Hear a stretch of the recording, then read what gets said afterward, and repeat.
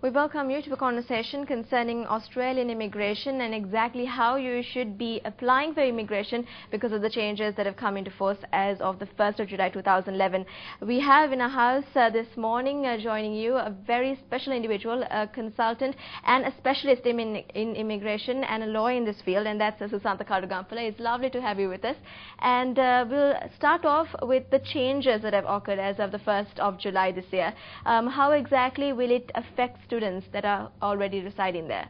Basically, the main change that has happened on 1 July 2011 is the changes to skill migration point test.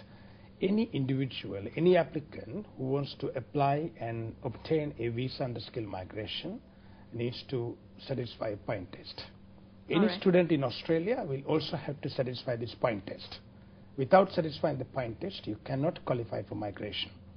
The point test had a complete overhaul. The new point test, the current point test, requires different points for the age, the skill factor was changed to qualifications, the work experience points have been changed, and the points for Australian qualifications have been changed. A lot of changes to the skill migration point test. This is the main change that has occurred on 1 July 2011. Basically, with this point test, many students, overseas students in Australia who wish to apply for their skill migration onshore in Australia will not be able to apply for migration directly. And they are required to obtain a temporary visa initially and obtain Australian work experience or complete a professional year in order to obtain or gather extra points. Example, under the old point test, if someone has completed a degree in a specialist area such as engineering or accounting or IT and had 7 in IELTS for each component on IELTS exam and age under 30, generally a student will qualify for direct permanent residency. Pretty straightforward deal. It has been changed to a new point test where you need to obtain 65 points, and a student who completes the degree, even a specialist degree in Australia, will have to obtain 8 in each component on their IELTS to qualify for direct permanent residency. This is a big change as of 1 July 2011. Yes, indeed. It sounds very strict, the form that they seem to be evaluating all these visas. But let's talk about how exactly we can overcome this, and if any category, any individual has actually got immunity from all these changes. If we can speak in detail as to how to overcome this barrier? Yes, to overcome anyone will have to try the best points for IELTS to get the best results to the IELTS exam. That's very important. Before, certain people would have qualified. If they had a sponsor in Australia, the minimum requirement of IELTS was 6 for each component. Now you must have 7 anyway in order to obtain minimum points on the point test, but 8 will help you out. So it's important to try your IELTS to the best level. That's number 1. 2, any students who complete their course qualification in Australia required to obtain some skill work experience. Skill work experience is such important factor in order to obtain the 5 points a lot of people are lacking to qualify for skill migration, the point test, the 65 points, the pass mark. The other option is to look for professional year. We'll give you a training, post-qualification training in a work environment, more practical environment, that's called professional year.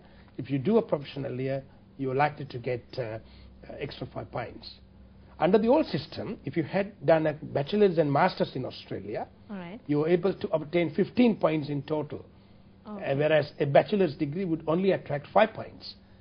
By doing a master's degree, you would be able to obtain extra 10 points in the point test. That has changed now. And whether you do a bachelor's and master's together, you still get your 5 points. And to get the full points or extra points on Australian qualifications, you need to do a PhD. Not just a master's. So very rarely people do PhDs, doctorate. So therefore, the Australian qualification factor has changed. So therefore, the most important factor will be for students to look for job opportunities in their relevant field and try to obtain work experience in Australia, and that way they could obtain extra points. And you also asked me who are immune from these changes, and basically if you're a student in Australia, previously completed a degree, diploma or trade qualification, and prior to 8th February 2010, last year, you have applied for your 485 graduate skill temporary visa, then you are immune from this current point test until 31st of December 2012. That means those students who have completed their courses, qualifications in Australia, they applied for their temporary graduate skill visas pre-8 February 2010, will be able to apply for their permanent residence under the old point test, under the old system, where they may be able to attract points for their model, which is migration, occupation in demand.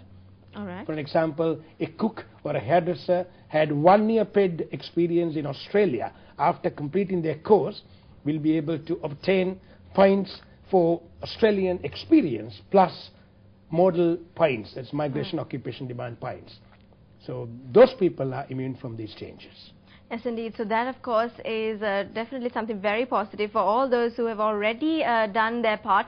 So with that confirmation, before we wrap up for the day, I believe there's one other thing that we must discuss about state migration plans. So how do these work, and as a lawyer, how would you recommend these? Yeah. Now the government has introduced 2 different occupation lists. One is the Schedule 1 that has the main occupations, the occupations really in demand in the country. The Schedule 2 is for the state sponsorships. That's right. The state-sponsored list contains several hundreds of occupations. Nevertheless, the states have not been declaring these occupations on their state-sponsored migration plans. However, after 1 July, South Australia, that's Adelaide, has declared their new state migration plan, the new skill occupation list for South Australian state nominations that contains several occupations, number of occupations, that gives an opportunity for many people, especially people who with experience outside of Australia, and with highly qualified individuals with experience will be able to apply for state-sponsored migration. But the overseas students who just qualified and studied in Australia will be able to apply under employer nomination scheme in Australia if they find a job offer from an Australian employer. That will be more practical, more realistic for a student than looking for a state migration plan. State migration plan is certainly for people with experience, highly skilled, maybe they're from the UK, Ireland, Sri Lanka, South Africa, or Malaysia, from different parts of the world, who wanted to come under general skill migration program. That's right. So it's more or less something experience and potential based. And I believe the other plan that our lawyer was discussing earlier would be the more or less suitable option for those who just go in, study, and then try to apply for their residency there. So once again, since we have definitely shared a lot of information with you as to how exactly the changes that have occurred as of the 1st of July will affect you, we will have to thank you for joining us today, Mr. Katugampale.